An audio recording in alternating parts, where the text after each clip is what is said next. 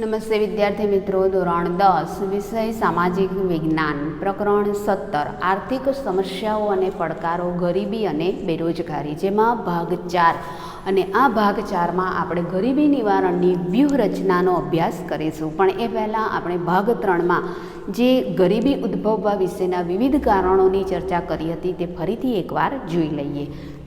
આપણે જોયું વિદ્યાર્થી મિત્રો કે ભારતમાં ગરીબીના મૂળિયા એ શહેરી વિસ્તારો કરતાં ગ્રામીણ વિસ્તારોમાં ખૂબ ઊંડે સુધી વિસ્તરેલા જોવા મળે છે અને એ માટે વિવિધ કારણો જવાબદાર છે, જેમાં કે કૃષિ ક્ષેત્રે અપૂરતો વિકાસ અને સિંચાઈની અપૂરતી સુવિધા તેમજ ખેડૂત દ્વારા જે કૃષિ ઉત્પાદન કરવામાં આવે છે એમાંથી મળતી આવકમાં ઘટાડો, જેને લીધે ગ્રામીણ વિસ્તારમાં ગરીબી ઊંડે સુધી ઘર કરી ગઈ છે. ત્યારબાદ ખેતી સિવાયના સમયમાં વૈકલ્પિક રોજગારીનો પણ અભાવ જોવા મળે છે, જેને લીધે આ ગ્રામીણ વિસ્તારમાં ગરીબી ખૂબ ઊંડી જોવા મળે છે. ગ્રામીણ ક્ષેત્રે અન્ય રોજગારીની તકો જે છે એનું જરૂરી જ્ઞાન, શિક્ષણ અને કૌશલ્ય તેમજ તાલીમ વગેરેનો પણ અભાવ જોવા મળે છે. જ્ઞાતિ પ્રથા, રૂઢિઓ, પરંપરાઓ વગેરેને કારણે રીતિ રિવાજો પાછળ ગજા બહારના કરવા પડતા ખર્ચા અને જેને લીધે દેવામાં ડૂબવું અને આમ બિનઉત્પાદકીય ખર્ચામાં વધારો થતાં ગરીબી ઊંડીને ઊંડી ઉતરતી જાય છે. નિરક્ષરતાનું પ્રમાણ ગ્રામીણ વિસ્તારોમાં વધુ જોવા મળે છે અને એને લીધે નિરક્ષરતાને લીધે શોષણ અને અન્યાયનો ભોગ બનવું પડે છે. તેમજ સરકારી યોજનાઓની માહિતી કે એનો લાભ લોકો લઈ શકતા નથી, જેને લીધે ગરીબીનું પ્રમાણ વધુ જોવા મળે છે. આર્થિક નીતિઓના ઘડતરમાં છેવાડાના માનવીની જરૂરિયાતો અને આર્થિક હિતોની ઉપેક્ષા કરવામાં આવી રહી છે. રોકડિયા પાકોને પ્રોત્સાહન આપવામાં આવ્યું છે, જેને લીધે ધાન્ય અને ખાદ્ય પાકોનું ઉત્પાદન ઘટ્યું છે અને અનાજ, કઠોળ વગેરેની અછત વર્તાઈ રહી છે અને જેને લીધે ભાવોમાં વધારો થયો છે અને ભાવોમાં વધારો થતાં લોકોને 2 ટંક પૂરતું ભોજન પણ મળી શકતું નથી. પછી આર્થિક સુધારાઓના અમલ થકી ગ્રામીણ અર્થવ્યવસ્થા પડી ભાગી છે. કુટીર ઉદ્યોગો, લઘુ ઉદ્યોગો વગેરે ખલાસ થઈ ગયા છે. ગ્રામીણ લોકોનું શહેરો તરફ સ્થળાંતર વધ્યું છે અને જેને લીધે ખેતીમાંથી મળતી આવકમાં પણ ઘટાડો થયો છે. ગરીબ પરિવારના લોકો શરૂઆતથી જ કુપોષણથી પીડાતા હોય છે અને કુપોષણને લીધે તેઓ નાના મોટા રોગોનો શિકાર બને છે અને જેને લીધે તેમના આરોગ્ય વિષયક ખર્ચાઓમાં વધારો થયો છે અને આવક સ્થિર જ રહી છે અને સારવાર અને દવા પાછળ ખર્ચાઓ વધતા ગયા છે. એના પછી ટેકનોલોજીનો વિકાસ થઈ રહ્યો છે, ટેકનોલોજીમાં ફેરફાર આવતો ગયો છે. પરંપરાગત વ્યવસાયો, કુટીર ઉદ્યોગો વગેરે પડી ભાગ્યા છે અને જે સ્થાનિક બજારો છે એ બંધ થયા છે, જેને લીધે બેકારીમાં પણ વધારો થયો છે. વસ્તી વૃદ્ધિનો દર વધ્યો છે, મૃત્યુદરનું પ્રમાણ ઘટ્યું છે અને સરેરાશ આયુષ્ય દરમાં વધારો થયો છે અને શ્રમની કુલ આવક કરતાં એટલે કે શ્રમની કુલ માંગ કરતાં શ્રમિકોની સંખ્યા વધારે છે, જેને લીધે શ્રમિકો બેરોજગાર બન્યા છે અને બીજી તરફ જીવન જરૂરિયાતની ચીજવસ્તુઓની માંગ વધી છે, એની સામે ઉત્પાદન ઘટ્યું છે અને જેને લીધે ચીજવસ્તુઓના ભાવોમાં વધારો થયો છે અને ચીજવસ્તુઓના ભાવોમાં વધારો થતાં લોકોની ખરીદ શક્તિમાં ઘટાડો થયો છે અને જેને લીધે લોકોનું જીવન ધોરણ કથળ્યું છે અને લોકો વધુને વધુ ગરીબાઈનો સામનો કરી રહ્યા છે. હવે ગરીબી નિવારણની વ્યૂહરચના, કે ગરીબીનું વિષચક્ર એ ભારતમાં પકડ જમાવી ગયું છે અને તે માટે મુખ્ય કારણોની આપણે સમજ મેળવવી એ જરૂરી છે. માટે ગરીબી, તેના આધારે ગરીબી ઘટાડવા માટે કેવા પ્રકારની વ્યૂહરચના એ ઘડવી જોઈએ કે માનવીએ અપનાવવી જોઈએ તે સરળ થઈ શકે છે. હવે એમાં પહેલું છે કે ગ્રામોદયથી ભારત ઉદય, કે અત્યાર સુધીમાં 11મી પંચવર્ષીય યોજના પૂરી થઈ ગઈ છે. અત્યારે તો લગભગ વિદ્યાર્થી મિત્રો 13મી પંચવર્ષીય યોજના પૂરી થઈ ગઈ છે. એટલે કે અહીંયા આપણા પાઠ્યપુસ્તકમાં આપેલું છે 11મી પંચવર્ષીય યોજના પૂરી થઈ ગઈ છે. એટલે કે 11મી પંચવર્ષીય યોજના પૂરી થઈ ત્યાં સુધીમાં તો ભારતીય અર્થતંત્રમાં વિકાસની રણનીતિમાં અને કાર્ય યોજનાઓમાં કે ગ્રામીણ ક્ષેત્રે કરવામાં આવેલી ઉપેક્ષા એ મુખ્ય જવાબદાર ગણવામાં આવે છે. કે આઝાદી પછી 1951થી કે જે વિવિધ પંચવર્ષીય યોજનાઓ અમલમાં મૂકવામાં મૂકવામાં આવી, આયોજન પંચની રચના કરવામાં આવી અને આયોજન પંચ અંતર્ગત વિવિધ પંચવર્ષીય યોજનાઓ અમલમાં મૂકવામાં આવી. આ પંચવર્ષીય યોજનાઓ અંતર્ગત કે ભારતીય અર્થતંત્રમાં વિકાસની રણનીતિમાં ગ્રામીણ વિસ્તારોની કે ગ્રામીણ ક્ષેત્રોની ઉપેક્ષા કરવામાં આવી એ ગરીબી માટે મુખ્ય જવાબદાર ગણવામાં આવે છે. ભારતીય અર્થતંત્રનું સુવર્ણ શિખર ભલેને શહેરોમાં હોય પરંતુ તેના મૂળિયા ગામડામાં જ રહેલા છે. કૃષિ પ્રધાન દેશ છે અને ભારતની કૃષિનો મુખ્ય આધાર ભારતના ગામડાઓ અને ભારતના ખેડૂતો છે.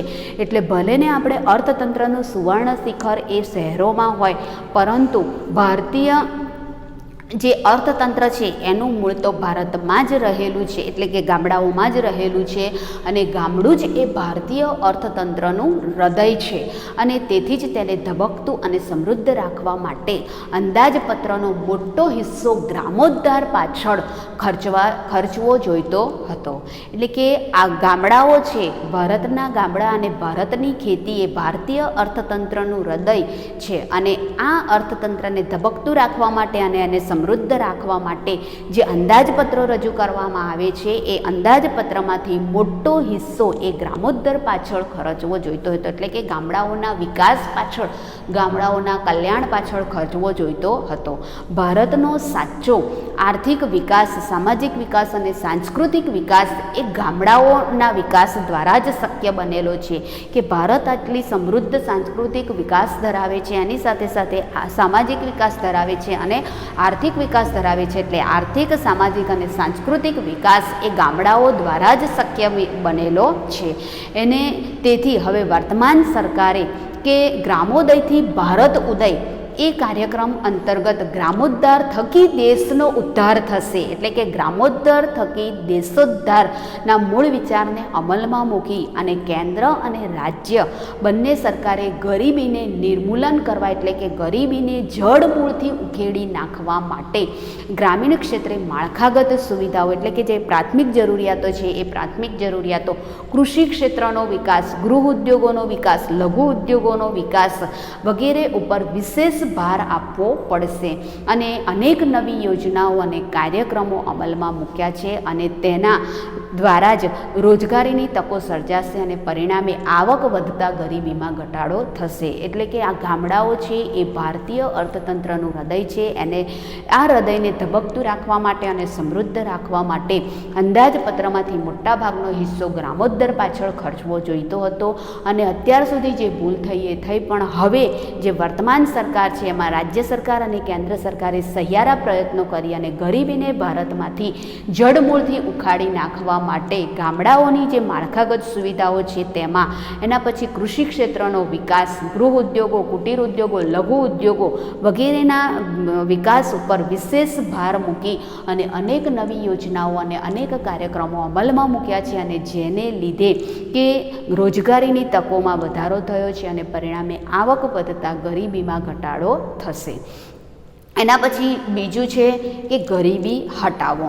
કે આઝાદી પછીના વર્ષોમાં આયોજન પંચ દ્વારા ગરીબી હટાવો એ સૂત્ર અપનાવવામાં આવ્યું છે. આ સૂત્ર સાથે સરકારે મોટા પાયાના અને ભારે અને ચાવીરૂપ ઉદ્યોગોના વિકાસ ઉપર વિશેષ ઝોક આપ્યો હતો, એટલે કે ભાર આપ્યો હતો અને તેના વિકાસ માટે અનેક પ્રોત્સાહનો આપ્યા હતા જેથી શહેરો વિકસે અને બીજી બાજુ ગ્રામીણ ક્ષેત્રે હરિયાળી ક્રાંતિના લક્ષ્ય સાથે જમીન ધારા સુધારણા કાર્યક્રમના અમલ પૈકી ખેતી ક્ષેત્રે વિકાસ સાધી અને દેશના ઉત્પાદનમાં વધારો થશે અને રોજગારીની તકોનું સર્જન થશે અને રોજગારી વધશે તો આવક વધશે અને આવક વધતા ગરીબોની સ્થિતિ સુધરશે અને ઉદ્યોગોના વિકાસમાંથી ઉદ્યોગ માલિકોને મળતા આર્થિક લાભો, ઉદ્યોગ માલિકો, ધનિક ખેડૂતો અને જમીનદારો જેવા વગેરે જેવા ધનિક વર્ગોને મળતી આવકમાં વધારાનો લાભ ક્રમશઃ ગરીબો સુધી વિસ્તરશે તેવી અને તેથી જ ગરીબોની સંખ્યા ઘટશે. પરંતુ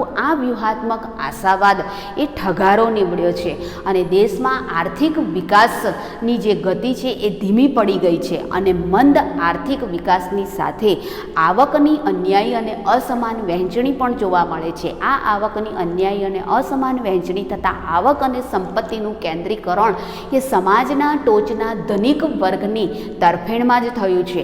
આથી આથી આર્થિક વિકાસના લાભોનું વિસ્તરણ ન થતાં ગરીબોની સ્થિતિમાં કોઈ સુધારો થઈ શક્યો નથી અને આવકની અસમાન વહેંચણી થતાં ધનિકો વધુ ધનિક બન્યા છે અને ગરીબો વધુ ગરીબ બન્યા છે. એટલે કે આઝાદી પછીના વર્ષોમાં ગરીબી હટાવો સૂત્ર સાથે સરકારે કે જે મોટા પાયાના અને ભારે ઉદ્યોગો છે તે ઉદ્યોગોના વિકાસ ઉપર ધ્યાન રાખ્યું. આઝાદી પછી આયોજન પંચની રચના કરવામાં આવી અને આ આયોજન પંચ અંતર્ગત વિવિધ પંચવર્ષીય યોજનાઓ અમલમાં મૂકવામાં આવી અને એની સાથે સરકારનો આર્થિક વિકાસનો પણ એક ધ્યેય હતો. એને હાંસલ કરવા માટે ભારે ઉદ્યોગો, પાયાના ઉદ્યોગો, લઘુ ઉદ્યોગો એના વિકાસ ઉપર ધ્યાન મૂકવામાં આવ્યું અને એની સાથે સાથે ગ્રામીણ વિસ્તારોમાં હરિયાળી ક્રાંતિ એના ઉપર પણ સરકારે પોતે ધ્યાન આપ્યું હતું. આ હરિયાળી ક્રાંતિ અંતર્ગત જમીન સુધારણા કાર્યક્રમ ના અમલ પૈકી ખેતી ક્ષેત્રે વિકાસ સાધી અને દેશમાં ઉત્પાદનમાં વધારો થશે અને રોજગારીની તકોનું પ્રમાણ વધશે, રોજગારી વધશે, જેને લીધે આવકમાં વધારો થશે અને આવકમાં વધારો થતાં ગરીબોની સ્થિતિ સુધરશે અને એવો સરકારે એક ધ્યેય હાંસલ કરવાનો પ્રયત્ન કર્યો હતો. પરંતુ ઉદ્યોગોના વિકાસથી ઉદ્યોગ માલિકોને મળતા આર્થિક લાભો ઉદ્યોગ માલિકો, ધનિક ખેડૂતો અને જમીનદારો જેવા ધનિક વર્ગોને મળી અને આવકનો એમને લાભ થશે અને ક્રમશઃ આ લાભ ગરીબો સુધી પહોંચશે અને ગરીબોની સ્થિતિમાં સુધારો આવશે એવો વ્યૂહ ઘડવામાં આવ્યો હતો. પરંતુ આ વ્યૂહાત્મક આશા સરકારની ઠગારી નીવડી અને દેશમાં આર્થિક વિકાસનો જે ગતિ હતી એ ગતિ ધીમી પડી ગઈ અને મંદ આર્થિક વિકાસની સાથે આવકની અન્યાયી અને અસમાન વહેંચણી પણ જોવા મળી કે સંપત્તિનું કેન્દ્રીકરણ એ સમાજના ટોચના અમુક ધનિક વર્ગોની તરફેણમાં જ થયું. એટલે આર્થિક વિકાસોના લાભોનું વિસ્તરણ ન થતાં ગરીબોની સ્થિતિમાં કોઈ જ સુધારો થઈ શક્યો નહીં. ગરીબો વધુને વધુ ગરીબ બનતા ગયા જ્યારે ધનિકો વધુને વધુ ધનિક બનતા ગયા. એના પછી છે સરકારે આવકની અસમાનતા દૂર કરવી કે સરકારે આવકની અસમાનતા દૂર કરવા માટે કરવેરાની નીતિમાં ગરીબોને જીવન જરૂરિયાતની વસ્તુઓ મળી રહે, તેનું ઉત્પાદન વધે તેવા હેતુસર ધનિકોની વપરાશી જે ચીજ વસ્તુઓ છે, મોજ શોખની વસ્તુઓ છે, સેવાઓ છે વગેરે અને એમના ધનિકોની જે ભોગવિલાસની વસ્તુઓ છે એના ઉપર આવક ઉપર ઊંચા કરવેરા લાદવામાં આવ્યા. એટલે કે ધનિકોની જે મોજ શોખની ભોગવિલાસની જે વસ્તુઓ છે, સેવાઓ છે એની ઉપર ઊંચા કરવેરા લાદવામાં આવ્યા અને તેની સાથે ગરીબોની ચીજ વસ્તુઓ પાછળ વપરાશી ખર્ચ વધી ન જાય અને આવકનો મોટો હિસ્સો એ જીવનની પાયાની જરૂરિયાત સંતોષવા પાછળ ખર્ચાઈ ન જાય તેની કાળજી પણ સરકારે રાખી અને આવી વપરાશી જીવન જરૂરિયાતની ચીજ વસ્તુઓ જાહેર વિતરણ પ્રણાલી દ્વારા એટલે કે પબ્લિક ડિસ્ટ્રીબ્યુશન સેન્ટરો દ્વારા વ્યાજબી ભાવોની દુકાનો દ્વારા લોકોને સરળતાથી મળી રહે. FPS કે ફેર પ્રાઇઝ શોપ વગેરે દ્વારા વ્યાજબી ભાવની દુકાનો દ્વારા ઘર આંગણે એમને પૂરી પડી શકે અને તેમનું જીવન ધોરણ ઊંચું લાવવા માટેનો વ્યૂહ અપનાવ્યો હતો. હવે આમ ધનિક વર્ગની વસ્તુઓનું ઉત્પાદન ઘટે અને ઉત્પાદનોના સાધનોની ફાળવણી ગરીબોની ચીજ વસ્તુઓના ઉત્પાદન તરફ વધે એવા પ્રયત્નો સરકાર દ્વારા કરવામાં આવ્યા હતા.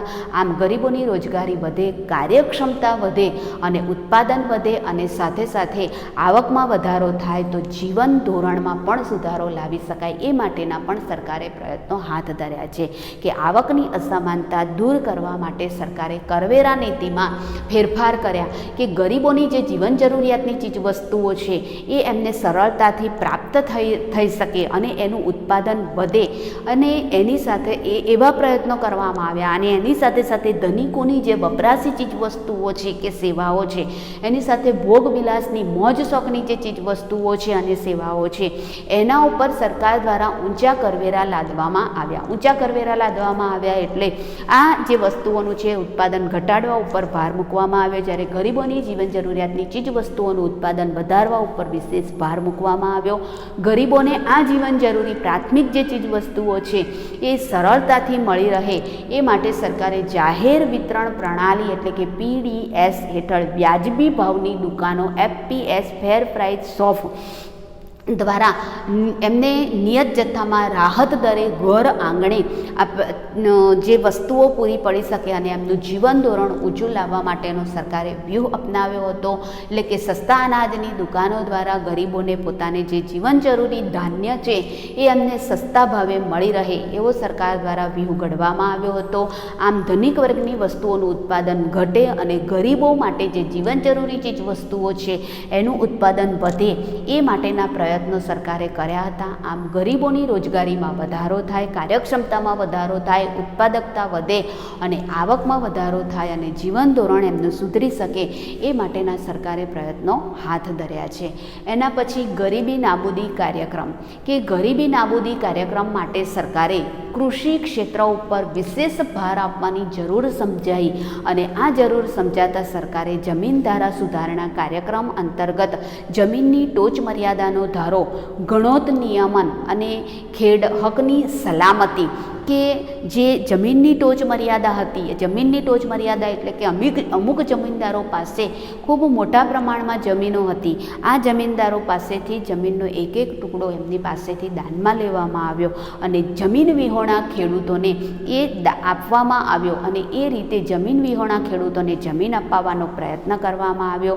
એની સાથે સાથે કે ખેડ હકની સલામતી જેવા અનેક કાયદાઓ સરકાર દ્વારા અમલમાં મૂકવામાં આવ્યા કે ખેડે તેની જમીન કે જમીનદારો હતા એ જાતે જમીન નહોતા ખેડતા, એ ખેત મજૂરો રાખતા હતા અને એમની પાસે ખેતી કરાવતા હતા.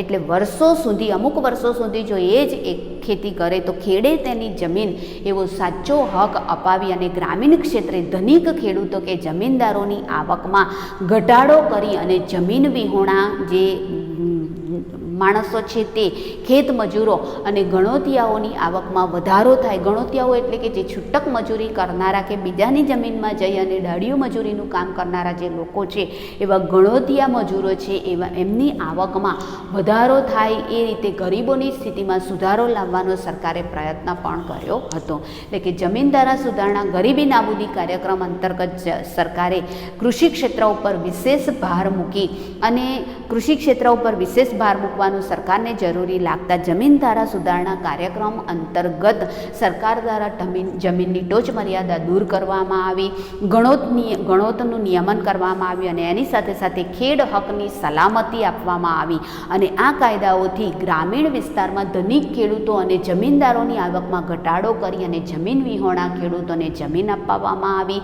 ખેત મજૂરોને એમનો સાચો હક અપાવવામાં આવ્યો અને એની સાથે સાથે ગણોતિયાઓની આવકમાં પણ વધારો થાય અને એમની ગરીબીની સ્થિતિમાં સુધારો થાય એવો સરકાર દ્વારા પ્રયત્ન કરવામાં આવ્યો.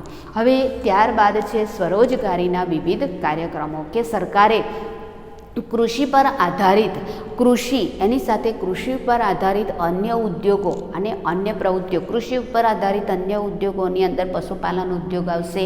પછી જે કૃષિના જે કાચા માલની જરૂર પડે છે, જેમ કે કાપડ ઉદ્યોગ માટે રૂની જરૂર પડે છે, તેલ માટે મગફળીની જરૂર પડે છે.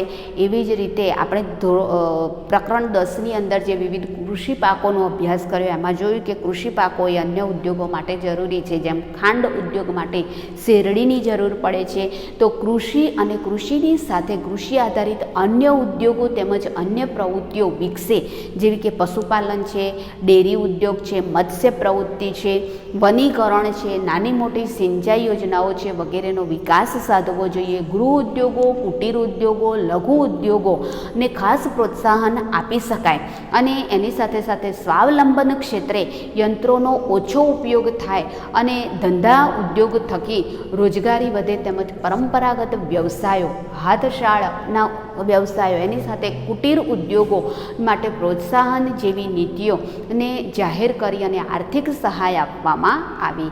અને ગૃહ ઉદ્યોગ, નાના ગૃહ ઉદ્યોગો સ્થાપવા હોય, લઘુ ઉદ્યોગો સ્થાપવા હોય, મરઘા બતક ઉછેર કેન્દ્ર, પશુપાલન માટે કે ઢોર છાપરી બાંધવા માટે સરકાર સહાય આપે છે. આપણે આ બધું પ્રકરણ 10ની અંદર આપણે અભ્યાસ કરી ચૂક્યા છીએ કે સરકાર કૃષિ ક્ષેત્ર ઉપર વિશેષ ભાર મૂકે છે અને કૃષિની સાથે અન્ય વ્યવસાય માટે માટે સરકાર એના માટે સહાય, આર્થિક સહાય અથવા સબસિડી આપે છે. તો પશુપાલન છે, ડેરી ઉદ્યોગ છે, મત્સ્ય પ્રવૃત્તિ છે, મરઘા બતક ઉછેર કેન્દ્ર છે, એની સાથે સાથે કે નાની મોટી સિંચાઈ યોજનાઓ એટલે બોર કરાવવો હોય, કૂવા ઉપર મોટર ખરીદવી હોય, કૂવાનું ખોદકામ કરાવવું હોય, એટલે નાની મોટી સિંચાઈ યોજનાઓ માટે તેમજ નાનો ગૃહ ઉદ્યોગ, કુટીર ઉદ્યોગ કે લઘુ ઉદ્યોગની સ્થાપના માટે જો કોઈ નાની મોટી યંત્ર સામગ્રી લાવવી હોય એના માટે, એટલે કે એને પ્રોત્સાહન આપવામાં આવ્યું, સરકાર દ્વારા સહાય આપવામાં આવી અને સ્વાવલંબન ક્ષેત્રે સરકાર યંત્રોનો ઓછો ઉપયોગ થાય અને માનવ શ્રમનો વધુ ઉપયોગ થાય એવા પ્રયત્નો કરવામાં આવ્યા. અને માનવ શ્રમનો ઉપયોગ કરી ધંધા રોજગાર વધે તેમજ ગૃહ ઉદ્યોગો અને પરંપરાગત જે ઉદ્યોગો છે, વ્યવસાયો છે, હાથસાળ ઉદ્યોગ, કુટીર ઉદ્યોગ વગેરેને પણ પ્રોત્સાહન આપવાની આર્થિક સહાયની નીતિ સરકાર દ્વારા જાહેર કરવામાં આવી. કેટલાક ગૃહ ઉદ્યોગો કાયદા દ્વારા અનામત રાખ્યા અને જેથી ગ્રામીણ ક્ષેત્રે રોજગારીની આર્થિક તકોનું સર્જન પણ કરવામાં આવ્યું. ગ્રામીણ યુવકોને વૈકલ્પિક રોજગારી માટે તકો મળી રહે તે હેતુસર શિક્ષણ, તાલીમ અને કૌશલ્યમાં વધારો થાય એવા પણ પ્રબંધ સરકાર દ્વારા કરવામાં આવ્યા અને જેને લીધે તેમનામાં રોજગારલક્ષી ક્ષમતાનો વિકાસ થાય અને સાથે સાથે રોજગારીના નવા ક્ષેત્રો પણ ખોલવામાં આવ્યા, જેથી આવક વધે અને પરિણામે ગરીબોની સ્થિતિમાં સુધારો લાવી શકાય.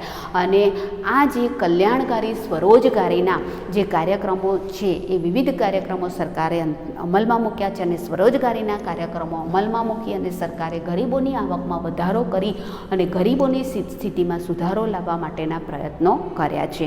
ત્યારબાદ છે ગરીબી નિર્મૂલન કાર્યક્રમ, કે સરકારે ગ્રામીણ ક્ષેત્રે શિક્ષણ, સહાય, વસવાટ, રોજગારી, કુટુંબ નિયોજન, સંદેશા વ્યવહાર, આંતર સુવિધાયુક્ત માળખામાં સુધારા કર્યા. સિંચાઈ, સડક, પાક સંરક્ષણ, કૌશલ્ય અને તાલીમ, એની સાથે સાથે ખેતી ક્ષેત્રે સુધારા કર્યા. પાકની વિવિધ જાતો વિકસાવી, બિયારણ, ખાતર, ટ્રેક્ટરની સુવિધા માટે સસ્તી બેંક લોનનું ધિરાણ અને ઉપલબ્ધ કરાવી અને ગ્રામોદ્ધારના અનેક મહત્વાકાંક્ષી પગલાં એ સરકાર દ્વારા ભરવામાં આવ્યા છે. કે સરકારે ગ્રામીણ ક્ષેત્રે શિક્ષણના સ્તરમાં સુધારો કર્યો છે, કે પ્રાથમિક શિક્ષણ માટેની શાળાઓ, કે દરેક ગામોની અંદર ધોરણ 1 થી 5 સુધીની શાળાઓ અને આંગણવાડીઓની સ્થાપના કરી. એની સાથે સાથે કે લગભગ 3 થી 5 કિલોમીટરના અંતરમાં માધ્યમિક શાળાઓની પણ સ્થાપના કરવામાં આવી. અને અત્યારે તો સરકારે કે આ 3 થી 5 કિલોમીટરના અંતર સુધી માધ્યમિક શાળામાં અભ્યાસ કરવા જવા માટે કે એ વ્હીકલની પણ સુવિધા સરકારે ઉપલબ્ધ કરાવી છે, જેથી ગ્રામીણ વિસ્તારમાં વસતા જે વિદ્યાર્થીઓ છે કે બાળકો છે એ વધુ અભ્યાસ કરી શકે. એની સાથે સાથે સ્વાસ્થ્ય માટે સરકારે કે પ્રાથમિક આરોગ્ય કેન્દ્ર કે 2-3 ગામો વચ્ચે એક પ્રાથમિક આરોગ્ય કેન્દ્રની સુવિધા પણ ઉપલબ્ધ કરાવી છે. એની સાથે સાથે રોજગારીની તકો, કે આ રોજગારલક્ષી કાર્યક્રમો અંતર્ગત સરકાર દ્વારા વિવિધ રોજગારલક્ષી કાર્યક્રમોનો અમલમાં મૂકવામાં આવ્યા છે. એના પછી કે કુટુંબ નિયોજન, કે અત્યારે દેશમાં વસ્તી દિવસે ને દિવસે વધી રહી છે, તો આ વસ્તીને નિયંત્રણમાં લાવવા માટે અને ગરીબોની સ્થિતિમાં સુધારો કરવા માટે સરકારે કુટુંબ નિયોજન ઓપરેશન, કે જે 1 કે 2 બાળક પછી કરાવવાનું હોય તે સરકારે ગરીબ પરિવારો માટે વિનામૂલ્યે ઉપલબ્ધ કરાવ્યું છે. એની સાથે સાથે સંદેશા વ્યવહારની, એટલે કે ગામડાઓ સુધી જે તે યોજનાઓ કે લાભો છે એની માહિતી ગામડા સુધી પહોંચી શકે એ માટે સંદેશા વ્યવહારના વિવિધ માધ્યમોની સુવિધા પણ ગ્રામીણ વિસ્તારો સુધી પહોંચતી કરી છે. આંતર સુવિધાયુક્ત માળખાઓમાં પણ સુધારો કર્યો છે. સિંચાઈની સુવિધામાં પણ સુધારો કરવામાં આવ્યો છે. મોટી નહેરોનું નિર્માણ કરી, મોટી નહેરોમાંથી શાખા નહેરોનું પણ નિર્માણ કરી અને દરેક ગામે ગામ સુધી સિંચાઈની સુવિધા ઉપલબ્ધ કરાવી છે. ગ્રામીણ સડકોમાં પણ સુધારો કરવામાં આવ્યો છે. એની સાથે સાથે પાક સંરક્ષણ માટે પણ સરકારે અત્યારે દાખલા તરીકે કે ખેતરોમાં કે ભૂંડ છે, નીલગાય છે, જેનો ત્રાસ વધી ગયો છે, તો એના માટે પાક સંરક્ષણ માટે સરકાર તારની વાડ કરવા માટે પણ આર્થિક સહાય આપે છે. એવી જ રીતે કે કૌશલ્ય અને તાલીમ ક્ષેત્રોની પણ સ્થાપના કરવામાં આવી છે. ગામ સેવકો દ્વારા કે જે તે માહિતી છે એ પણ એમને પૂરી પાડવામાં આવતી હોય છે અને ખેડૂતો માટે તાલીમ દરેક જિલ્લા મથકે ખેડૂત તાલીમ સેન્ટરોની પણ સ્થાપના કરવામાં આવી છે અને ખેતી ક્ષેત્રે સુધારા સુધારા કરવામાં આવ્યા છે, પાકની વિવિધ જાતો વિકસાવવામાં આવેલી છે, ઊંચી જાતના બિયારણો, ખાતરો, જંતુનાશક દવાઓ અને ટ્રેક્ટર જેવા સુવિધાયુક્ત સાધનોની ખરીદી માટે પણ સરકાર સસ્તી બેંક લોનની ધિરાણ ઉપલબ્ધ કરાવે છે. એની સાથે સાથે કે દવાઓ, રાસાયણિક ખાતરો અને બિયારણો ખરીદવા માટે સરકાર આર્થિક સહાય પણ પૂરી પાડે છે. અને આ વિવિધ ગ્રામોદ્ધારના અનેક વિવિધ કાર્યક્રમો સરકાર દ્વારા અપનાવવામાં આવી અને મહત્વાકાંક્ષી પગલાં ભરવામાં આવ્યા છે. એની સાથે સાથે કે ઘર આંગણે યુવકોને રોજગારીની તકો માટેના વિવિધ ક્ષેત્રો ખુલ્લા મૂકવામાં આવ્યા છે અને શહેરો તરફ ગ્રામીણ યુવાનોનું થતું સ્થળાંતર ઘટે અને શહેરો ઉપર વસ્તીનું ભારણ ઘટે એ માટેના પણ પ્રયત્નો કરવામાં આવી રહ્યા છે.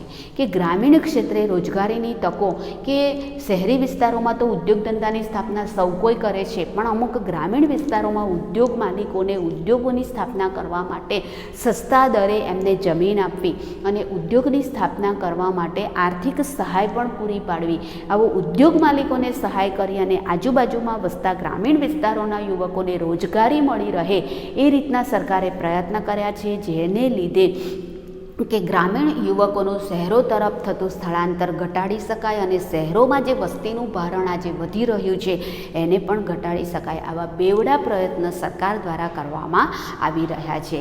ગ્રામીણ કે નગર કક્ષાએ શાળાઓ, માધ્યમિક શાળાઓ અને ઉચ્ચતર માધ્યમિક શાળાઓ તેમજ નજીકના અંતરે કોલેજો પણ શરૂ કરવામાં આવી છે. ટેકનિકલ અને વ્યવસાયલક્ષી અભ્યાસક્રમો અને તાલીમ કેન્દ્રોની સુવિધાઓ પણ ઊભી કરવામાં આવી છે. એટલે કે નજીકના વિસ્તારોમાં મેં કહ્યું એ પ્રમાણે કે દરેક ગામોની અંદર ધોરણ 1 થી 5 સુધીની શાળા અને આંગણવાડી સેન્ટરો ખોલવામાં આવ્યા છે. આપણે આપણી ભાષામાં જેને નર્સરી કહીએ છીએ. અને ત્યારબાદ કે 3 થી 5 કિલોમીટરના એરિયામાં 3 કિલોમીટરના અંતર સુધીમાં માધ્યમિક શાળાઓ અને 5 કિલોમીટર સુધીના અંતરમાં ઉચ્ચતર માધ્યમિક શાળાઓની સ્થાપના કરવામાં આવી છે. એની સાથે નજીકના વિસ્તારોમાં કોલેજો અને ટેકનિકલ તેમજ વ્યવસાયલક્ષી કોલેજો એટલે કે ડિપ્લોમા અને એની સાથે સાથે તાલીમ કેન્દ્રો એટલે કે ITI જેવા સેન્ટરો પણ ખોલવામાં આવેલા છે. અને યુવક તેમજ યુવતીઓને ઉચ્ચ શિક્ષણ પૂરું પડે ત્યાં સુધીની આર્થિક સહાય રૂપે સ્કોલરશીપ, ફી માફીની સુવિધા, આશ્રમ શાળાઓ, કન્યા કેળવણી માટે આર્થિક સહાય વગેરે દ્વારા પ્રોત્સાહન જેવા અનેક પગલાં ભરવામાં આવ્યા છે. એટલે ગરીબ પરિવારોના જે બાળકો છે એ પોતે ઉચ્ચ શિક્ષણ મેળવી શકે એ માટે એમને આર્થિક સહાય પણ આપવામાં આવે છે, સ્કોલરશીપની સુવિધા પણ આપવામાં આવે છે. અને એની સાથે સાથે કે જે અનુસૂચિત જનજાતિમાં આવતા કેટેગરીના લોકો છે એમને ફી માફીની સુવિધા, અને એની સાથે સાથે કે આવા અનુસૂચિત જનજાતિમાં કે જંગલ કે પહાડી વિસ્તારોમાં વસતા પછાત લોકોના બાળકો આગળ ભણી શકે એ માટે આશ્રમ શાળાઓની સ્થાપના કરવામાં આવી છે. અને કન્યા કેળવણીને પણ અત્યારે ઉત્તેજન આપવામાં આવ્યું છે. કન્યા કેળવણી માટે વિદ્યાલક્ષ્મી બોન્ડ વગેરે જેવી યોજનાઓ પણ સરકાર દ્વારા અમલમાં મૂકવામાં આવી છે. અને મહિલા સશક્તિકરણના પ્રયાસ રૂપે મહિલાઓ પોતે આર્થિક રીતે પગભર થઈ શકે એ માટે સ્વરોજગારીની વિવિધ તકો ઊભી કરવા માટે વિવિધ નક્કર પ્રયાસ અને કાર્યક્રમો પણ સરકારે અમલમાં મૂક્યા છે. આજે મહિલાઓ છે એ પુરુષોના ખભે ખભો મિલાવી અને પોતે આર્થિક રીતે પગભર બની અને પોતે આગળ વધી શકે એ માટે મહિલા સશક્તિકરણ કાર્યક્રમ અંતર્ગત મહિલાઓ માટે પણ સ્વરોજગારીની તકો માટે સરકારે વિવિધ કાર્યક્રમો અમલમાં મૂક્યા છે. આમ આર્થિક રીતે પગભર બનવા માટે અને સ્વરોજગારીની વિવિધ તકો ઊભી કરી અને સરકારે ગરીબીના રાક્ષસને નાથવા માટે વિવિધ રીતે વ્યૂહાત્મક નક્કર પગલાં ભરી રહી છે. અને આ પગલાંઓનો અમલ થવા છતાં પણ ભારતીય અર્થતંત્રમાં ઊંડે સુધી જે ગરીબી છે એ સમસ્યાને ઊંડે સુધી ઉતરી ગયેલી આ ગરીબીના મૂળિયાને જડ મૂળથી ઉખાડી દેવાના પ્રયત્નના સ્વપ્નને સાકાર કરવા માટે તેમજ વિશ્વ બેંક 2030નો જે એમનો ટાર્ગેટ છે કે વિશ્વ બેંક 2030નો સુધીમાં તો વિશ્વમાંથી ગરીબીને જડમૂળથી ઉખાડી નાખવાનો એનો જે ટાર્ગેટ છે એને પાર કરવામાં ભારતે હજુ ઘણી મંજિલ કાપવાની બાકી છે. એટલે કે ભારત સરકાર ગરીબી નિવારણ માટે આ વિવિધ વ્યૂહરચનાઓ અપનાવી રહી છે, પરંતુ ભારતીય અર્થતંત્રમાં ઊંડે સુધી સુધી મૂળિયા ગરીબીના રહેલા છે અને આ ઊંડે સુધી જે ગરીબીની સમસ્યા રહેલી છે એને જડમૂળથી ઉખાડી દેવા માટે ભારતે હજુ ઘણી મંજિલ કાપવાની બાકી છે અને વિશ્વ બેંકના અહેવાલ પ્રમાણે 2030 સુધીમાંથી વિશ્વમાંથી ગરીબી નિર્મૂલન કરવાનો એટલે કે ગરીબીને નામશેષ કરવાનો એનો જે ટાર્ગેટ છે એને પાર પાડવામાં પણ ભારતે ઘણા બધી મંજિલ કાપવાની હજુ બાકી છે.